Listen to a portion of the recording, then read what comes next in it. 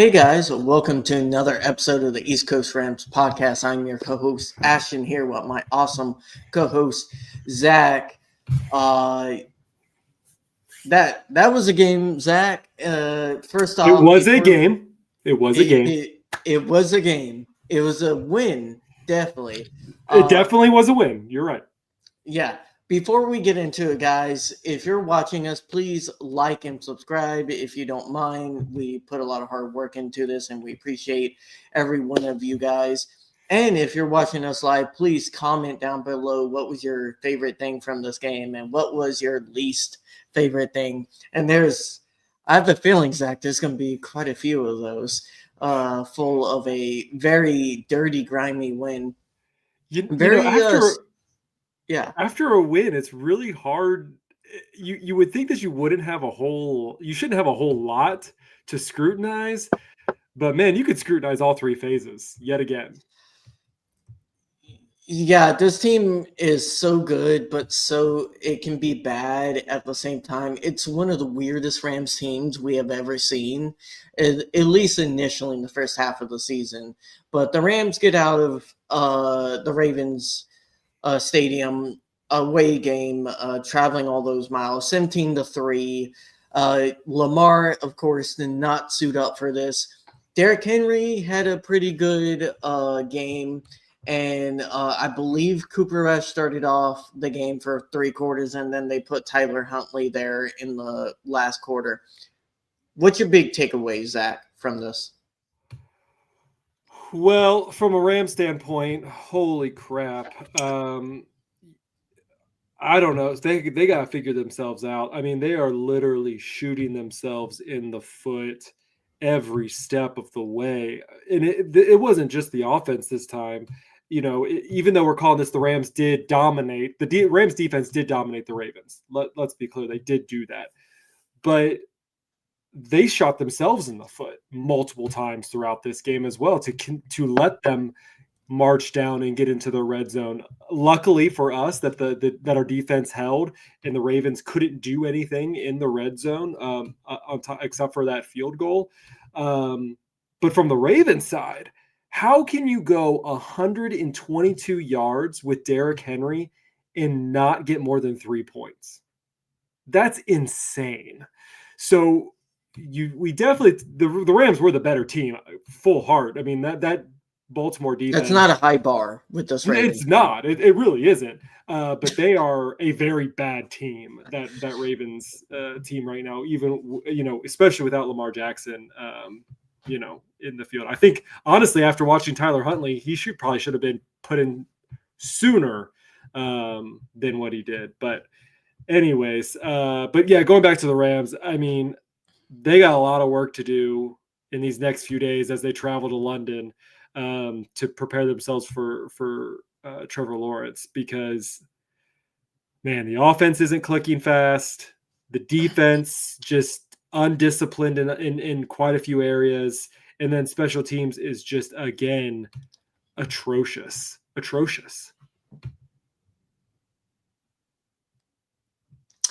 Yeah, Zach. My thoughts are, first off, next week you're going to have two offenses that are efficient but ugly and make some of the most bizarre backwards plays and will give the ball away for no reason. The Jags versus Rams that's going to be one of the weirdest matchups, especially both teams kind of hold to how they've been playing offensively. Those two offenses are so either explosive or can't do anything at all, and it's very non-consistent. But going back to this game, that first half, what outside of defense was pretty atrocious on all accounts. Some of it had to do with the fact that we lost Puka Nacua so early in the game. That did hurt us. You could tell, I don't know why exactly they weren't targeting him as much on the first two drives, but the second we started targeting him, we lost him in the red zone whenever I believe it was a fade. Stafford tried to throw, but Stafford, he has some accuracy issues in the red zone for some reason the last few weeks. Our wide receivers, Zach, decided that they didn't know how to catch for one half. That isn't good. Yeah, Not I mean, especially Devonte Adams. I mean, him not being able to catch some of those balls, and Stafford missed throwing balls. I mean, he had two open spots for Devonte Adams and missed them both times. Yeah, I know Stafford. It takes some time for people to get used to Stafford because, like, he throws a really velocity, like, bullet ball, and we even saw it some in 21. And, like, it took some of our wide receivers a few games to kind of get used to it. But we really need Devontae Adams and Stafford to get closer quicker than later because, especially Puka, it seems like Puka he could have gone back in the game, but we had two scores, so they didn't put him back.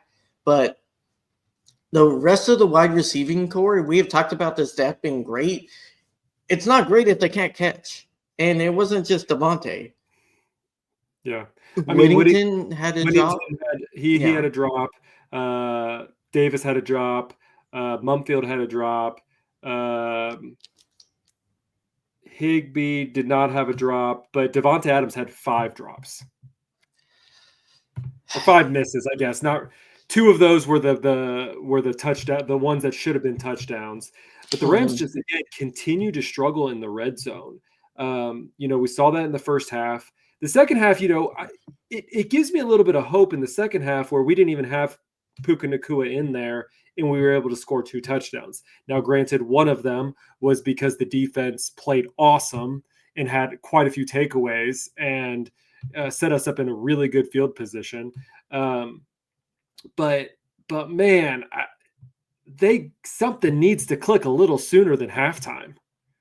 So for some reason, it's always the first half we struggle, and then we somehow kick it into gear in the second half. Like, I don't know, maybe we should take a play from the Lions and just start with the ball ahead of time. Like, I don't know what to do. Like, we are I mean, if they struggling. would do something with it, like the problem is, it feels like our execution It's isn't our scripted refined, play. and I feel like Stafford, he takes a little bit to get going. He takes a little bit to get warm and get hot and get the accuracy and like nailing some of those bombs and stuff like that. Didn't see a lot of explosives in the air this game for the most part, mostly because we really got the ball in like crazy great field position.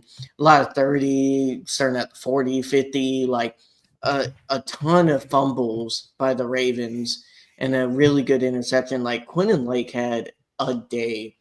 Him Yeah. and Landman single handedly like shut down whatever's left of this Ravens offense. And it's not much, but the run defense struggled, which it's kind of interesting because they couldn't throw it. So I don't know why we were giving up so many yardage.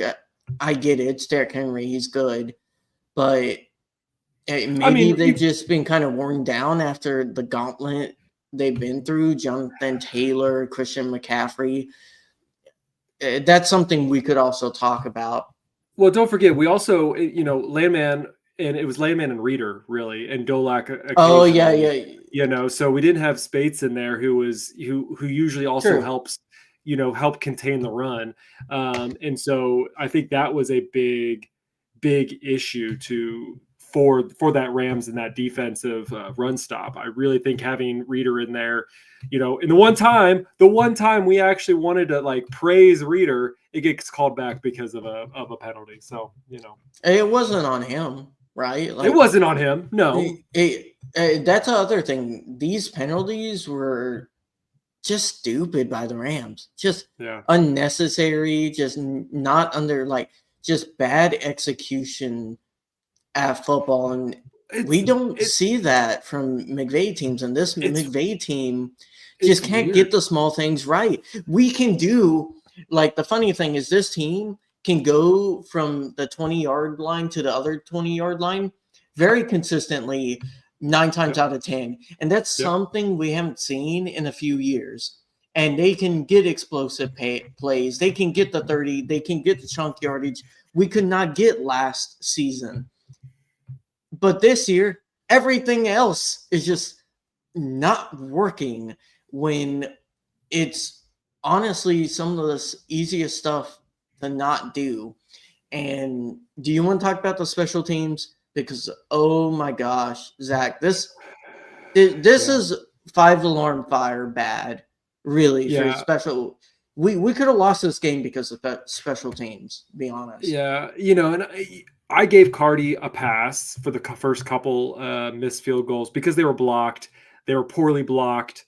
I don't know if it's because, I think me and you've talked about it. I don't know if it's because of his dirty ball that he's doing that's also starting to having his field goals be a little bit lower kicks. They're usually pretty those are accurate, ugly, man. but they were Those ugly were today. ugly. They both. The second one could have easily not made it either. Yeah. He has to stop doing that if they can't fix that accuracy issue. Because I'm gonna be honest, Zach, I don't view like field goals as like a given anymore, even under 30 yards. That's not Yeah. good. Yeah, I That's think really terrible sign for your execution of your field goal team. If when we go up to the 20, I'm watching as if I'm watching a 60 yarder. yeah. That's not I, good. I think so. Definitely, the first one was a shank. I feel like the second one, McVay said he thinks it was a high snap, which caused a little bit of issue. But still, we got to get these things corrected, and on all fronts. I mean, special teams has just been atrocious. When even after we get the penalty on the fumble or whatever, and we have to re-kick it again. They almost took it to the house. If it wasn't for Ethan Evans pushing him out of bounds, they would have taken that to the house, and that would have been their touchdown. Like that would have Dude, completely shifted momentum.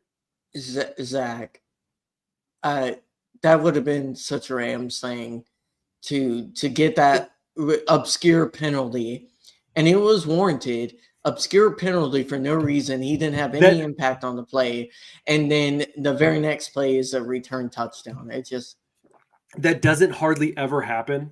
I think there was a stat out there that it happens maybe one time a game, one time per season.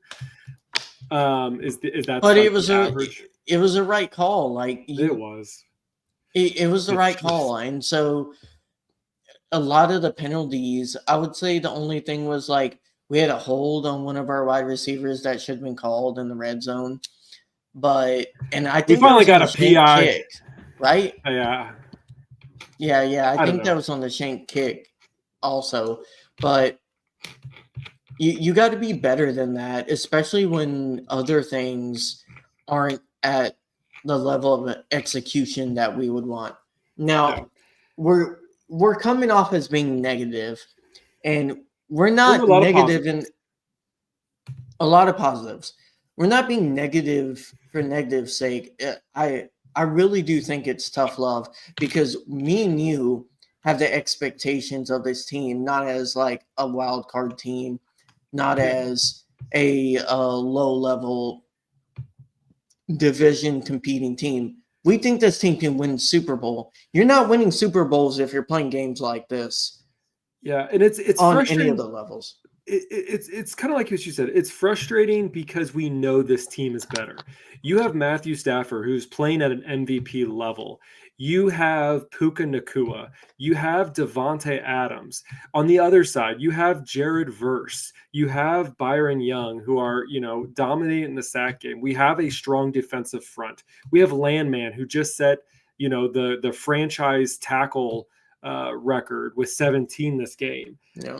We have the players in the spots, but they just keep coming out and shooting themselves in the foot, whether it's a bad play call or whether it's a miscue, being undisciplined. But you're right, special teams is killing us. We thought it was going to be a beacon with this new kind of like dirty ball kick that Cardi can do, but really now it's becoming a liability that's just really putting the Rams even behind than what they should be. But I do want to talk about the positive, so let me know when you're ready for that. I have some good news. Yeah, let's go to the positives because there were a few really good performances, mostly on defense. But Stafford had a good game. Kyron had a good game. Higby had a good game. He was our leading receiver. It's so That's laughable. that. I mean, that's the bad part is that when Higby is your leading receiver, Higby's not a bad guy. I don't Against want to this say that. secondary, Right. against this secondary, It should have been that is Devontae. very alarming, man. Losing Puka obviously was Mm. devastating the first half, and I understand why. He did come into the play in the second half, but very sparingly. And then once they were up by 2 scores, there was really no need to put him in any more danger. But unless he was absolutely needed to be, but I will say like Stafford did well. Obviously, the strip fumble was not good. We do have to highlight that, but otherwise, he played a really good game. Hmm. Kyron Williams, like 13 carries for 50 yards. Obviously, not averaging the best, but he was moving the ball. He was outside of really Higby. He was the only other highlight. Um, I know that he had a rough game last week, and you guys divulged that. I'm not going to go back into that. But for this game, you kind of see the reason why they keep relying on Kyron. It's that three-phase play that he can do. I saw him protect Stafford. You saw when they let someone through and Kyron's the last line of defense. It gave Stafford time to get rid of the ball and successfully move the ball down the field. Then his running game. Obviously, we've talked about it, and I've said it before. He's not as explosive as Blake Corum is, but he's able to get you the yardage you need to get that first down or get that touchdown. And then you got his receiving hands. He's able to catch the ball, a beautiful catch for that 30-yarder that he then ended up getting the touchdown for. And so that's why I say like he is still whatever. Hunter is great, Corum is great, but as far as the three-phase system that you need your running back to be, Kyron Williams is still the best at all three of those phases. Yeah, I mean, That's my I highlight. mean, That's what we need. We need that to happen. We need Blake so Corum to do the same thing. We need I, we need to see what Hunter can do, but you can't I'm discredit the good that Kyron Williams does bring to this team. Plus, he was very well. You could see that he was protecting the ball very well this game. no, definitely. I would hope and I would expect that given the things we have had to deal with over the last few weeks. Uh, but kind of like I said last week, Kyron's a good back. He just he makes mistakes in critical situations, and that did not happen this game. And I'm thankful because this is type of game where you could see a fumble could have broken this team, just like that special teams could have like broken We this had team because they we were had not two able to fumbles. throw. We had two fumbles, and we were lucky that only one of them Yeah, got taken away. So we did have a fumble, just wasn't with Kyron. I mean, yeah, it Kyron is a good player. I thought him and Corum ran good. It was a weird game flow because very much Zach, like we would string together these good drives and it would just get blown up by penalty or drop. And then like the team just couldn't execute after that. And you saw that over and over and over in the first half. And then in the second half, it was the opposite.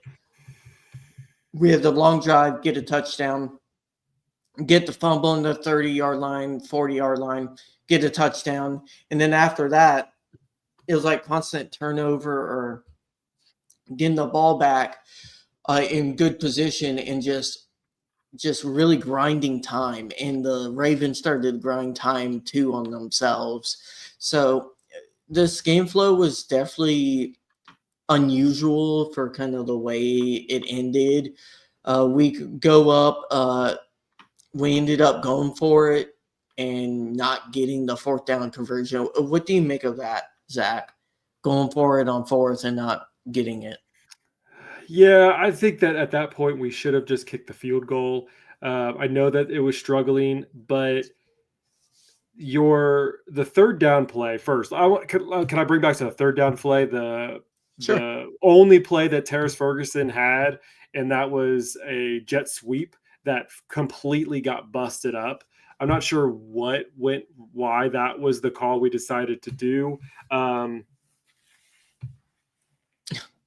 but it was not good. And then again relying on the throw for the fourth down again, like I don't know. I still go back to like use one of your backs to get that extra yard or something like that. But we end up That trying didn't to be work out cutesy. last week. I get it. I get it. I'm not trying to go back to last week because I can defend that all day. Um, but again, it's one of those things where it's like you're going to get frustrated no matter what. You're going to get frustrated if he threw the ball and if he ran the ball and it got fumbled or he didn't get it, or you're like, well, just put it in Stafford's hands. Well, we put it in Stafford's hands and he missed the throw. So like it's going to happen both of those ways. And I don't know. It's really hard for me to make that judgment call. I just think it was a bad play call. I would have just kicked the field goal and moved on, but I don't get paid the I millions of don't know, dollars man. to. I feel like they were at that point very scared of kicking a field goal, I'm sure. and they wanted to bury the Ravens. And I feel like in the second half of the year, if we start actually converting those and start putting away teams, it, like I said, it feels like a lot of small things are off. Stafford is off in certain moments. The key special teams, the entire special teams is off. And then Devontae and Stafford don't have full connection. Then Puka not being there, can't take that out. And yeah, I think Falco brought up Ferguson. Yeah, he didn't go outside at all. He went way too close to the offensive lineman. Like it was a very short jet sweep. Yeah, I mean, credit. We can talk about defense. I mean, they weren't playing the best offensive unit, to be honest. The Ravens have been atrocious offensively in the last 3 or 4 weeks, outside of a week one. And I mean, Tyler Davis played great. Like our entire D line was fantastic. That fourth down stop is really, really big momentum wise. There's a world where they like are able to get a touchdown on that. Ravens kick a field goal or two, and this is a really close, gritty game where it could have gone down to the wire. And that Yeah, fourth down stop is really before half, really critical. I was, before we took that time out to kind of conserve time, Sean McVay tried to conserve time at that point so that if they did score, they would give Stafford enough time. Well, they didn't get it and ran the clock 40 seconds, and then they didn't get it again 40 seconds, and it was like, oh great, now they're going to score a touchdown with and like have no seconds left on the clock. So defense came up big, especially in that. I'm not sure why the Ravens didn't try to push more with Henry in the red zone area. It kind of felt like they decided to give him a break at that point. Like almost every time they went to the red zone, other than that one of those that drive and another one. But yeah, that Ravens team was just atrocious too, and so we were lucky to be the better team this week. I mean, a win is a win. It is a win. Yeah, you take the ugly wins, you take the good wins, just like you take the bad losses or the close losses. It's hopefully the Rams can learn from this and figure out what the heck they're going to do moving forward. But like I said, positives: yeah. Quentin Lake getting his first career interception, getting the fumble recovery, fumble recovery. He was great. Landman, obviously, punching out the ball that gave it to Quentin Lake. Being able to get those 17 tackles. Really getting into the face of Cooper Rush. Almost had a sack there that they said it was a pass, which I thought it was kind of either an incomplete or he needed or something, but whatever. So good for there, but yeah. I'm happy with how our defense played as a whole. Obviously, they need to fix up some of the discipline issues that they had. I think that was more of the problem. Oh yeah, Having just the they were offsides. Yeah, yeah. I mean they they were were trying to just jump the snap. It they happens. were but letting Cooper Rush hard snap you again. It's things you've got to clean up. And, we saw a little bit of Jared Verse, obviously bringing a lot of pressure, but sometimes going a little too fast in the moment and sliding past the quarterbacks. So things that little things that need to be cleaned up on the defense, but really the offense needs to get moving faster and special teams needs a whole new rework. Yeah, Sean Dolak had 5 tackles. Byron Young had 4 tackles. And then Cameron Curl, which did he ever come back in the game? Was Curl the hurt Yeah. one in the first quarter? Yeah. Did he come Yeah. back? He came back. Yeah. Okay. I didn't see if he came back or not. Tyler Davis, he got himself a sack. Who else got a sack? Did Stewart get a sack? And Murchison got a sack. Murchison got a sack. Yeah. Byron got 2. Those kind of garbage time sacks, but he got it. Verse got 1. Murchison got 1. Those are the 4. Yeah. Poona Ford got a tackle for loss. It was good. Do you want to comment on that?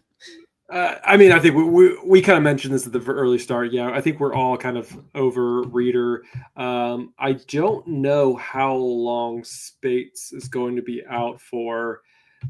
Conceivably, he could come back. I think maybe this game they may try, if need be, they may just hold it since they have the bye week the following week.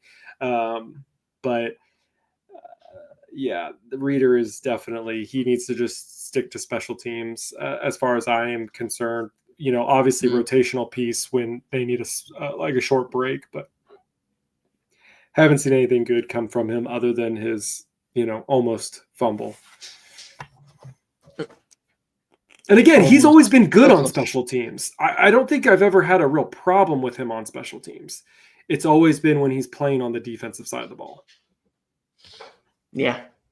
Mumfield had his first NFL catch. Got a first down.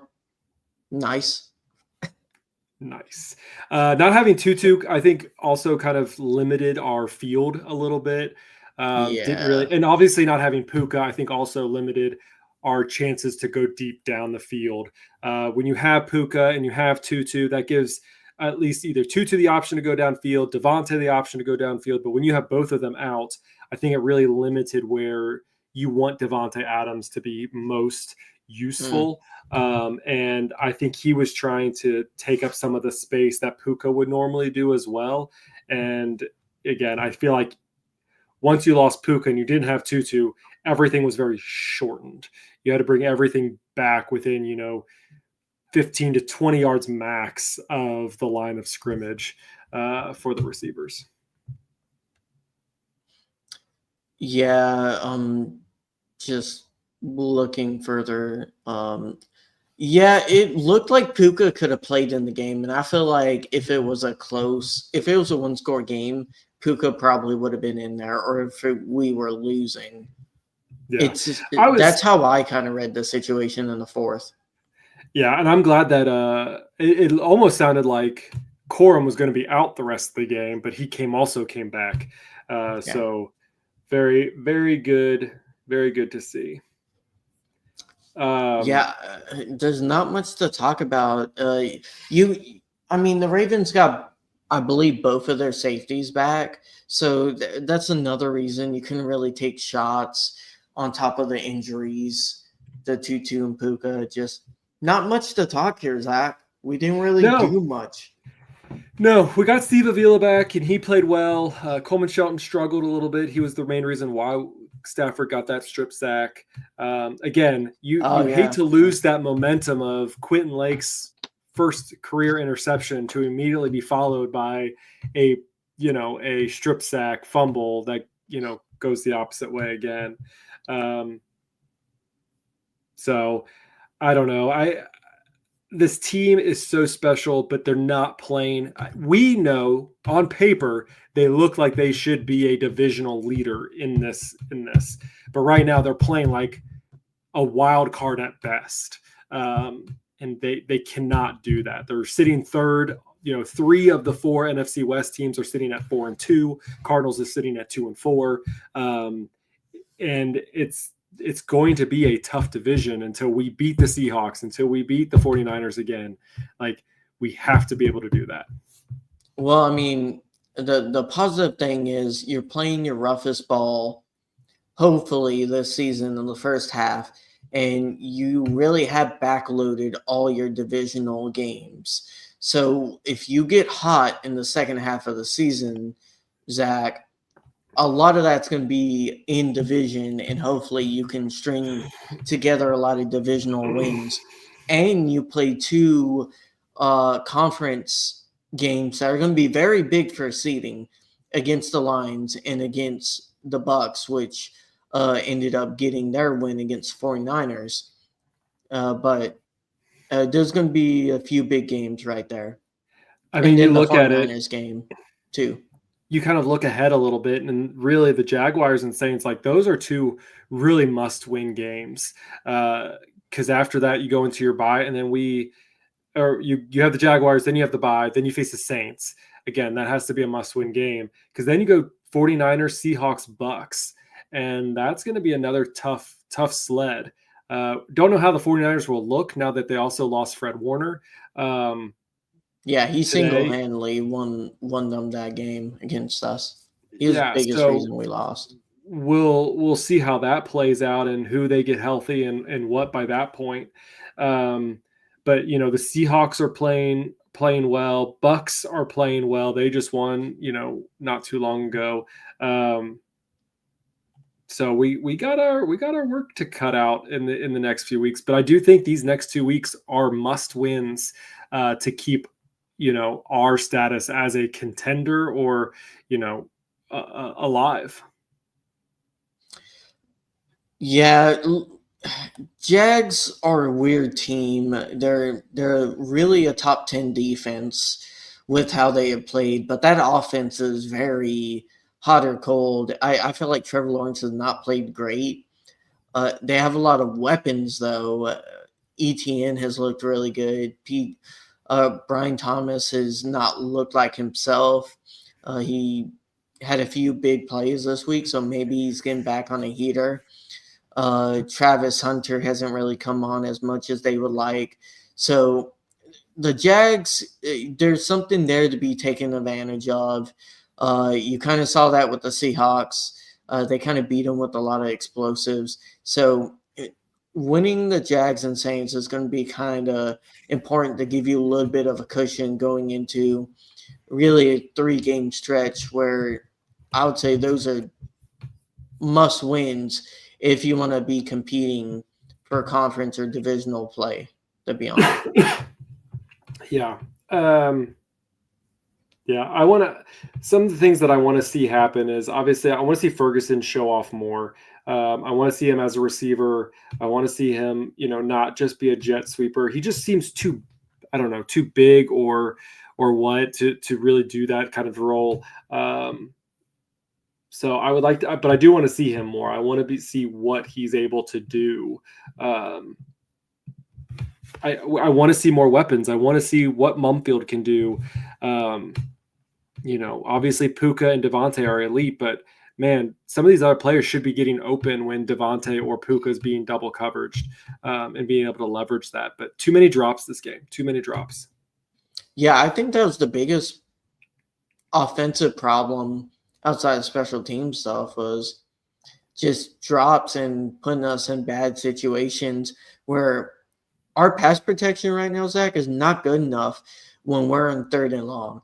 It just we can't protect it consistently. That's why we need to stay on schedule. This is a very on schedule offense outside of the explosives, which are primary explosive players, Tutu and Puka, both weren't in this game, so we couldn't rely on that as much. I will say that what seemed to work, especially in the second half, and really both of the, even though the second drive, the second touchdown was very short drive, the Rams seem to play much better when they have a little bit more of a hurry up offense. When they Yeah. kind of speed up a little bit, don't go down. Like once they start hitting under the 10-second shot clock, really that's when they start to falter a little bit. They seem to be a lot better when they're able to. And again, I know that they want to eat up a lot of the clock, but I see this every time. Is like, when the first half they're slow, they use up, they get down to the 5 seconds or whatever before they take a snap, and they do that every play, and they're lucky if they get a field goal out of it. But in the second half, they feel like they have a lot more urgency, and they go into a hurry up offense or a no huddle, and they're able to move that ball a lot better and get into the red zone and score more. So that's what I would like to see. I want them to start faster, and I want them to, keep the defense on their toes and not let them rest and stuff like that. Yeah, I mean, I agree. I feel like some of the issues you can feel like has been slight error, slight miscommunication, slight timing. And if we can just refine those things and get them kind of pinched or just kind of nip those things in the bud and fix our special teams, this is a elite team. We see the flashes. Me and you, we're not out on the team. We just feel like they got to stop getting in their way because they are making these games a lot harder than they should be. A lot harder. And a lot of it isn't the other teams outplaying us. It really isn't. The only team where we have been outplayed this year, arguably, I would say is the Colts, and you could say the 49ers. Outside of that, we have been the better team playing wise every other team. Yeah. It's just either been bad calls or, just shooting ourselves in the foot. Well, that's only been really one game. That's one game. That's the Eagles game. Outside of that, the Well, bad refing also been officiating. the issue. I meant shooting ourselves in the foot more Oh than yeah, the yeah, bad yeah. officiating. I was I got you. combining that. Yeah, Yeah. yeah. I mean, I think all these games. I don't believe. I believe the execution of the play calls have been a lot worse than the situational calling of the plays. Given the only one I disagree with was running it on fourth and short on the side of our backup right guard or right tackle. Yeah. But that again, the second guess that. Besides that, I thought McVay called a good game last week. I didn't think his play calling, like, McVay isn't out there dropping the balls. Like, those players were open. There were a lot of those drives that we should have been continuing and going down in the red zone. McVay That's didn't fair. go up to Devontae Adams, ask him to drop a touchdown, or Stafford to sail it. Like, No, and I mean honestly, when it was that third and short, and it was the jet sweep to Ferguson, I was actually thinking we should do a jet sweep here. Just was poorly executed. I think the execution is more of the problem. You know me, I'll call out McVay when I think he has a play calling that is. I think the Bengals game that you went to in 23 is like a good example. I believe that game we were rushing like 6 yards a pop or something, and he just kept on trying to throw it when He's gotten a in lot it. better this season about complementary football. Yeah, and it's been a very balanced. He's tried to get Corum, like both Corum and Kyron ran on the ground decently. Like I think Kyron had 3.6 a pop, Corum had like 4.3 or something like that. So efficient enough running where they weren't the problem. Stafford, I guess, in the first half had some issues, but he, like, in the second half wasn't the problem. It was just bad execution and bad catching. Yeah, I mean that's what's going to happen. I mean you're going to have, if the problem is if you have Stafford has a few bad things, You have Devontae Adams have a few bad ones. You have each receiver having a few bad ones. They all stack together, and that's what the problem is. It's okay if one or two of the players have a bad pass or, stuff like that. But when you're I mean, having it's going to multiple happen. players, and it will, but like when you're having multiple players have an The issue, dropsies. and again, it's the dropsies, it's the missed open field or touchdowns, it's everything. When you put it all together, it's everything combined that's messing up this team. We need to Yeah, have fewer and mistakes. we have seen the dropsies too a few other games. Like I think we saw that in the first half against the Colts. So I don't know what it is, Zach, with some of these second level players, and maybe you can comment on this because we felt the same Maybe way last week. A lot of these second level players we know have talent and are good players. They're just not executing well. It's so weird. I don't know if it's just Um, not as good of chemistry with Stafford. I mean, when Stafford picks his favorites, he has his favorites. And, maybe a lot of it, the offseason when Stafford is more working with, his core receivers. Again, when Cooper Kupp, they would have an offseason workout together. And, I think the same thing happened this season with Puka Nacua, when Stafford wasn't having back issues.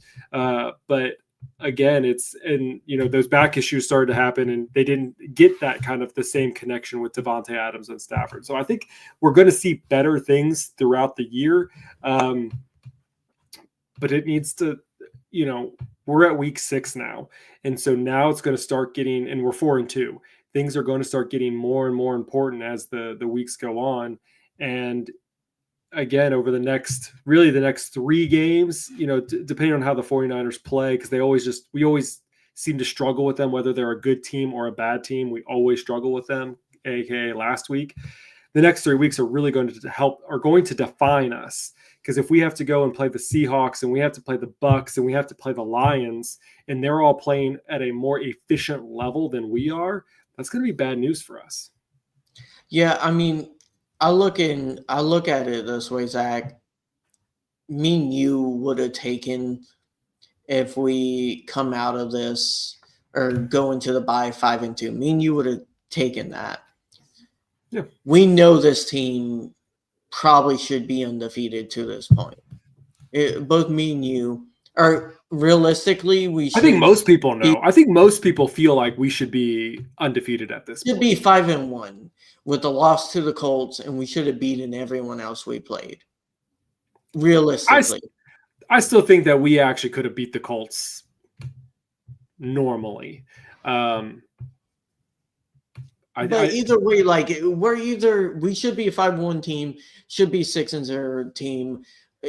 We have done it very imperfectly. So the question is, Zach, do we have our best ball ahead of us, and can we become that type of team that gets hot at the right time?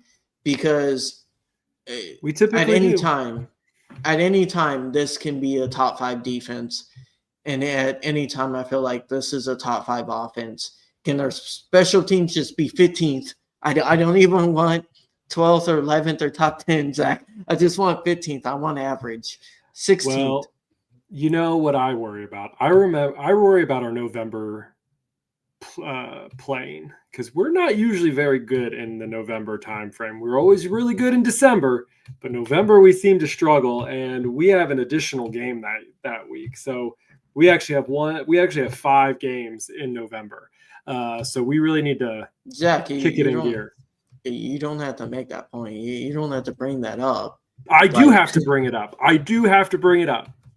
It's there. It's out there. We got 2 more weeks, 3 more weeks left of October. It's spooky season. Yeah, week 10, McVay does lock in. That makes you wonder what he's doing before week 10. Yeah. Like, what are we doing? It's been a lot of injuries and stuff, and it's been a very injury brittled season for a lot of the league. A lot of league is dealing. I mean, my fantasy team, half of it's on IR, Zach. It's looking rough. My boys aren't doing great, but we saw at this game, like we almost lost Puka. Fred Could have lost Warner is out Corian. for the season. Uh, uh, like the Bucks have no wide receivers left. They're down to like sixth and seventh stringers. Sure, Probably still gonna playing get. well though. For some reason, they're still playing well. You know what? Uh, who knew? 49ers and Bucks playing an injury bowl, and they both played good. And I guess 49ers kind of fell off in the fourth quarter, but yeah, Zach, it's something where they got to lock in, and you can either make excuses or let the like bad things kind of define your season. And I felt like in 21, that was a team that after that 4 game losing streak stopped letting bad situations dictate their season. Yeah, They went through a few games where they should have lost. Like that Baltimore game is a perfect example where it was not a pretty game, but they gritted through and they won that game by just being able to execute in the moments they needed to. And we've seen a little bit of that, but not from the whole team. yeah. And we got to see that from everyone. I do think that this is a very tight knit team.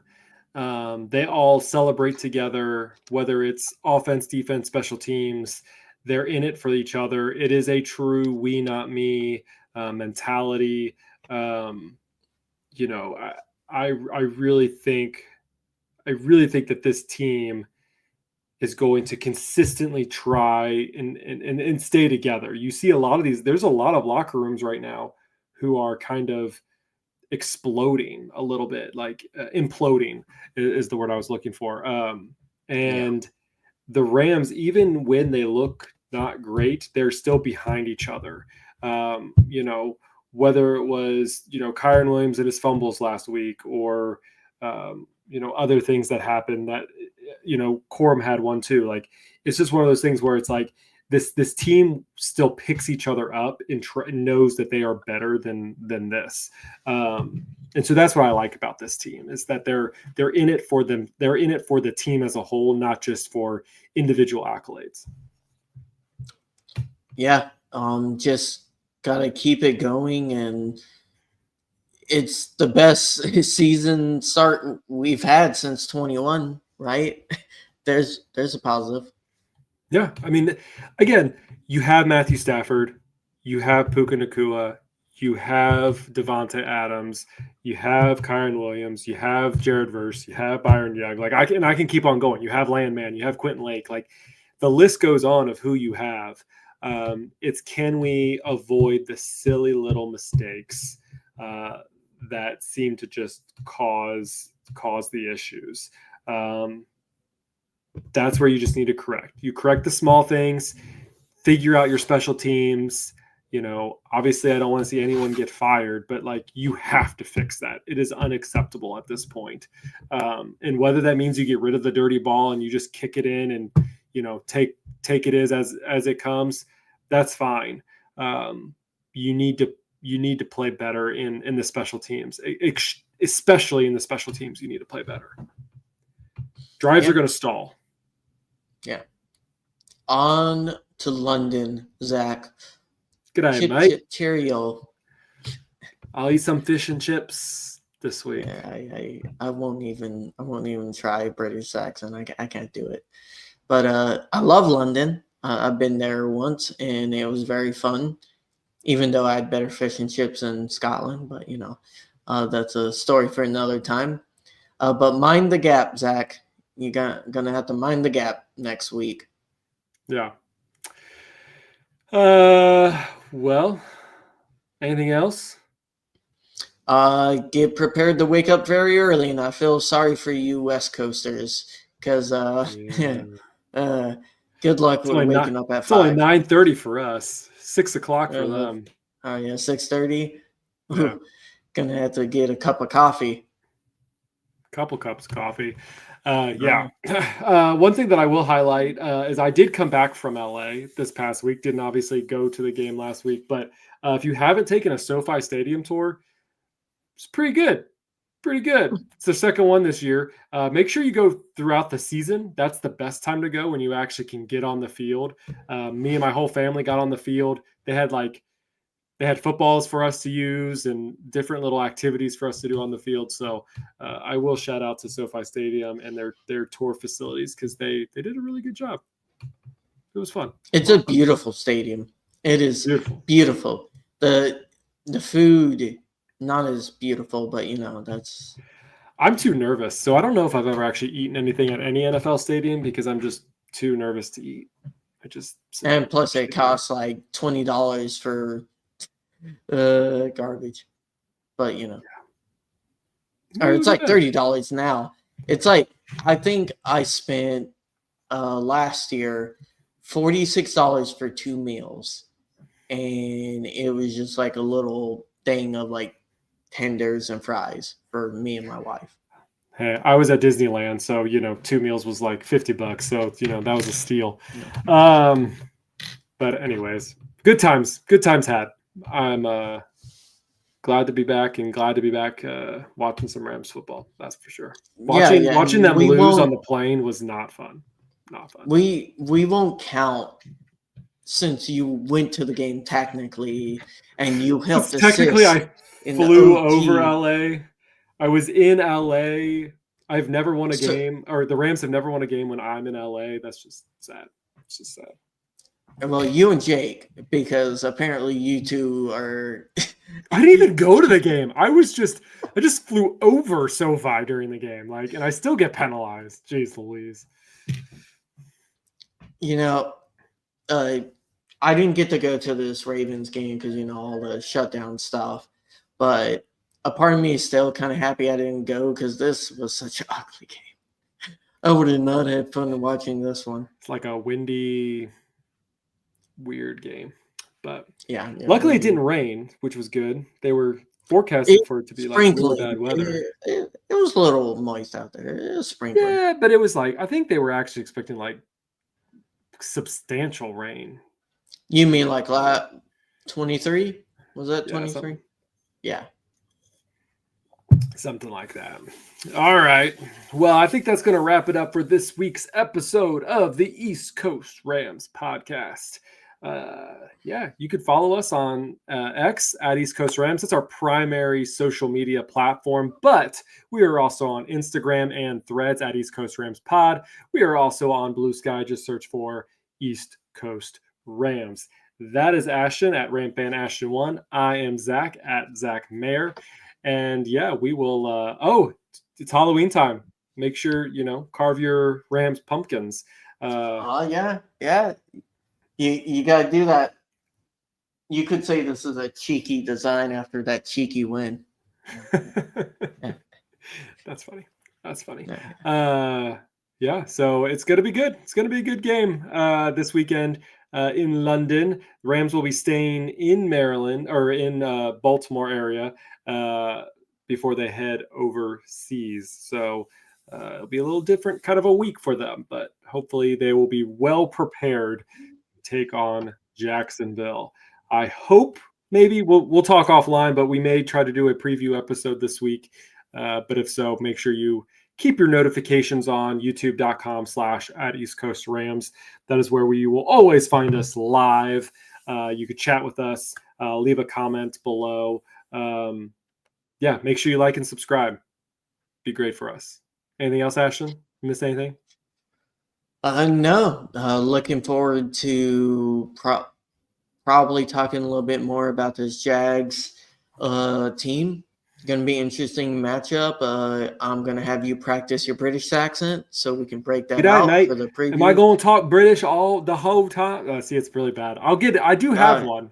I could probably come up with that. One. That was kind of Australian. That's next year. You're a little early, but see, I'll watch Mary Poppins or something. We'll figure something out. We'll get it worked out.